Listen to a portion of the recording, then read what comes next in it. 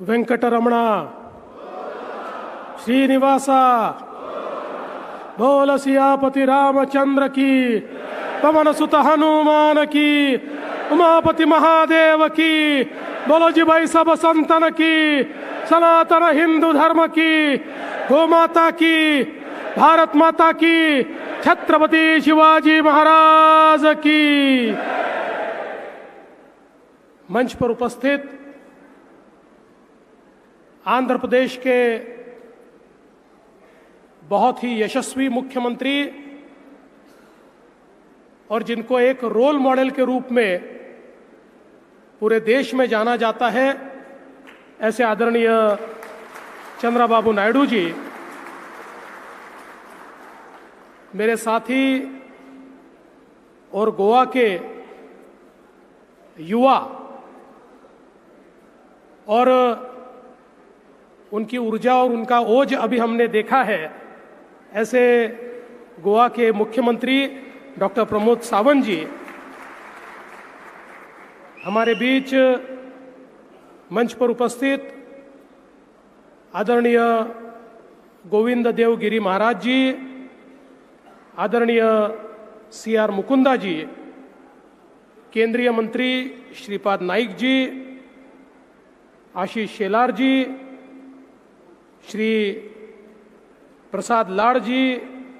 गिरीश कुलकर्णी जी, मेघना बोर्डीकर जी, विश्वजीत राणे जी, रोहन खौटे जी, Shri A Satyaprakash ji, Shri BR Naidu ji, Shri Pravin Darekar जी, श्रीमती नीता लाड़, मंच पर उपस्थित सभी महानुभाव और इस सभागार में उपस्थित भारत के हर राज्य से और दुनिया के भी 17 देशों से पधारे हुए सभी हमारे मंदिरों का कार्यभार वहन करने वाले बहनों और भाइयों, मैं सबसे पहले हमारे इंटरनेशनल टेम्पल कन्वेंशन की टीम को बहुत बहुत धन्यवाद देना चाहता हूं कि उन्होंने तिरुपति की इस पावन नगरी में यह दूसरा कन्वेंशन आयोजित किया और हम सभी को यह अवसर दिया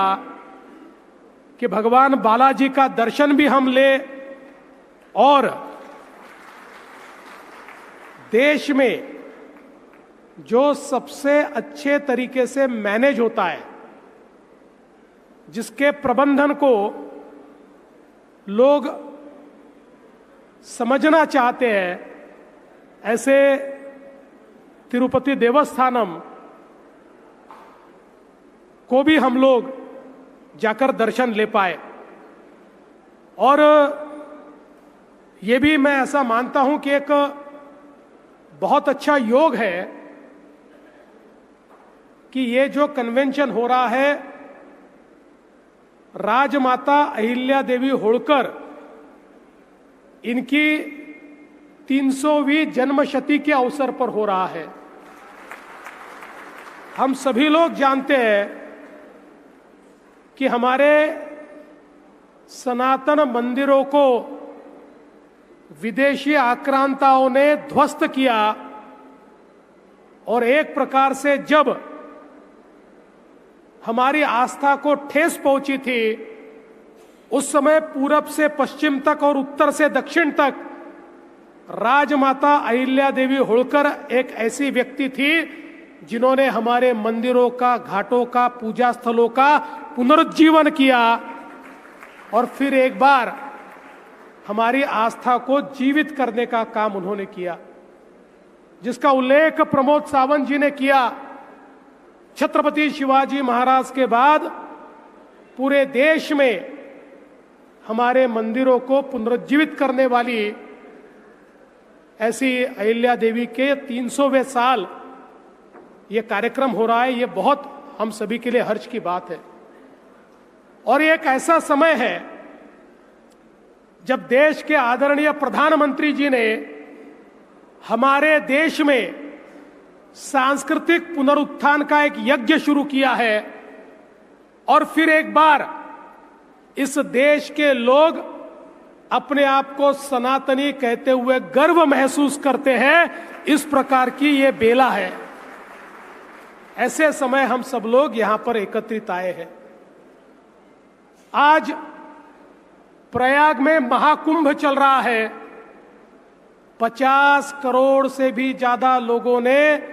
महाकुंभ में जाकर स्नान किया है। दुनिया के देश अचंभित है। पूरे यूरोप की जनसंख्या से भी ज्यादा लोग, पूरे अमेरिका की जनसंख्या से भी ज्यादा लोग ये वहां पर जाकर भक्ति भाव के साथ स्नान करके आए। और सबसे बड़ी बात हमारे सनातन की वहां क्या देखने को मिल रही है, कोई किसी को जाति नहीं पूछता, कोई किसी को भाषा नहीं पूछता, कोई किसी को प्रांत नहीं पूछता, कोई किसी को पंथ नहीं पूछता। हम सब एक है, सब सनातन के सेवक है। इस रूप में वहां पर यह कुंभ चल रहा है। आज हम सनातन की जब बात करते हैं तो सनातन का अर्थ क्या है? एक ऐसी जीवन पद्धति जो प्राचीन काल से चलते आ रही है, जिस जीवन पद्धति को कोई मिटा नहीं पाया, जो जीवन पद्धति कभी समाप्त नहीं हो सकती, इसलिए वो सनातन है, क्योंकि वो शाश्वत है। इस प्रकार की जीवन पद्धति हमारी भारतीय जीवन पद्धति है। इस जीवन पद्धति ने निर्गुण निराकार को भी, सगुण साकार को भी, कोई भी पूजा पद्धति हो, कोई भी पंथ हो, सभी को साथ में लेकर हमारे आदर्शों को तैयार किया है। इसीलिए ये भारत देश आज इतनी विविधताओं के बावजूद भी एक साथ, एक माला की तरह, एक धागे में बंधा हुआ है, क्योंकि हम सब सनातनी हैं। और आज हम देख सकते हैं, हम दक्षिण भारत में हैं और दक्षिण भारत में तो जिस प्रकार के मंदिर हमको दिखाई पड़ते हैं, चाहे वो चोल साम्राज्य से तैयार हुए मंदिर हो, कृष्णदेव राय ने तैयार किए हुए मंदिर हो, या आधुनिक काल में तैयार हुए मंदिर हो, मैं ऐसा मानता हूं कि दक्षिण भारत के मंदिर ये स्थापत्य शास्त्र के ऐसे जीते जागते उदाहरण है कि दुनिया भी अचंभित हो जाती है जब ये देखती है कि किस प्रकार से हजारों हजारों साल पहले न कोई मशीन थी, न कोई क्रेन थी, फिर भी इतने सुंदर मंदिर यहां पर बनाए गए। और हमारे देश में कहीं पर भी जाइए, आप ईस्ट में चले जाइए, आप पश्चिम में चले जाइए, आप पूरब में चले जाइए, उत्तर में चले जाइए, हम सभी को हमारे मंदिरों से प्रेरणा मिलती है। और इसीलिए ये आवश्यक भी है कि ये जो मंदिर है ये केवल आस्था के प्रतीक नहीं है, हमारे समाज जीवन का अभिन्न अंग हमारे मंदिर है। हमारे समाज जीवन को हजारों सालों तक जिन्होंने मार्गदर्शन दिया, ऐसे हमारे मंदिर है। ये हमारे पूजा के स्थल तो है ही, लेकिन सामाजिक परिवर्तन के स्थल है, ये हमारे शिक्षा के स्थल है। अंग्रेजों ने लिखकर रखा है कि जिस समय अंग्रेज मद्रास प्रेसिडेंसी में आए, उस समय मद्रास प्रेसिडेंसी में जो मंदिर हुआ करते थे, इन मंदिरों में 50,000 संस्कृत विद्यालय चलते थे और पूरे इंग्लैंड में केवल 2,000 ग्रामर स्कूल उस समय थी। इस प्रकार से हमारे मंदिरों ने शिक्षा के क्षेत्र में भी काम किया है। हम जानते हैं काशी ये विद्या नगरी रही है। काशी में हमारे पंडितों ने, काशी के विद्वानों ने न केवल धर्मशास्त्र, बल्कि चाहे वो स्थापत्य शास्त्र हो, चाहे वो मेडिकल साइंस हो, ये सारी की सारी विधाओं को, सारी विद्याओं को वहां पर जीवित रखने का काम किया, क्योंकि हमारे धर्म में, हमारी संस्कृति में हमारे मंदिरों की एक अभिन्न भूमिका रही है। और इसी के चलते आज हम लोग जब इस टेम्पल कन्वेंशन में बैठे, तो मैं बहुत बधाई दूंगा जिन 10 बिंदुओं के ऊपर ये टेम्पल कन्वेंशन काम कर रहा है, क्योंकि एक बड़ी अर्थव्यवस्था भी हमारे मंदिरों के माध्यम से होती है। एक सर्वे कहता है हमारे 55% भारतीय ये केवल धर्म के लिए पर्यटन करते हैं, केवल धर्म के लिए पर्यटन 55%। तो समझ लीजिए कितनी बड़ी अर्थव्यवस्था को एक प्रकार से गति देने का काम हमारे मंदिरों के माध्यम से होता है। और उसके साथ साथ यहाँ पर जहाँ एक और अर्थव्यवस्था का विषय है, वहीं हमारे मंदिरों का व्यवस्थापन उचित तरीके से हो, वो श्रद्धा के केंद्र तो बने रहे, लेकिन साथ साथ समाज को एक साथ मिलकर समरसता के केंद्र भी हमारे मंदिर बने। जो हमारे CR मुकुंदा जी ने कहा कि हमारी सबसे बड़ी जीत वो होगी जिस समय हमारे मंदिर ये जैसे सनातन के समय, पुरातन के समय समरसता के केंद्र हुआ करते थे, वैसे ही समरसता के केंद्र हमारे मंदिरों को बनाना, ये भी हमारे टेम्पल कन्वेंशन की एक बहुत अहम इस प्रकार की भूमिका होगी। साथ साथ आज जिस प्रकार से अलग अलग चैलेंजेस हमारे सामने आते हैं, चाहे वो वित्तीय व्यवस्थापन हो, चाहे अलग अलग प्रकार का व्यवस्थापन हो, उसके लिए भी सभी लोगों को प्रशिक्षण मिले, नई टेक्नोलॉजी में प्रशिक्षण मिले, उसका हम लोग उपयोग कर पाए, क्राउड कंट्रोल हम लोग ठीक से कर पाए, आने वाले जो भक्त हैं उनको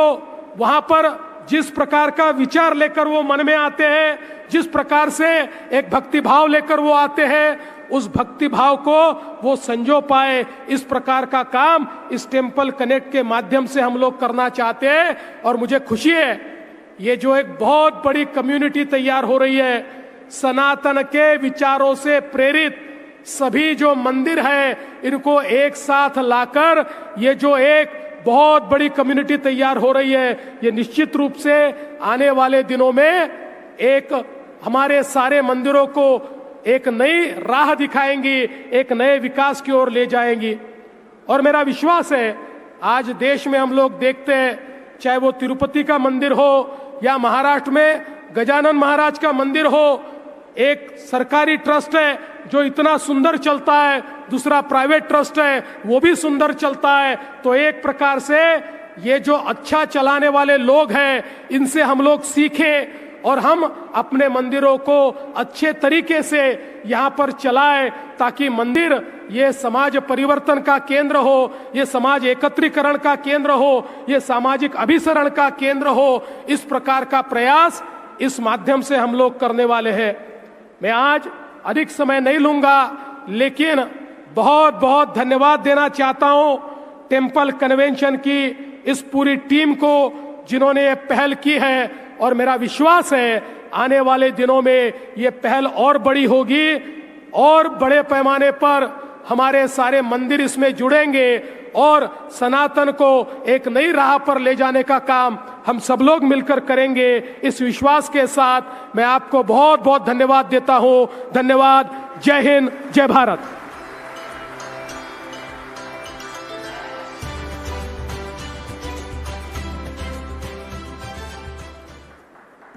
Thank you to Honorable Chief Minister Maharashtra Shri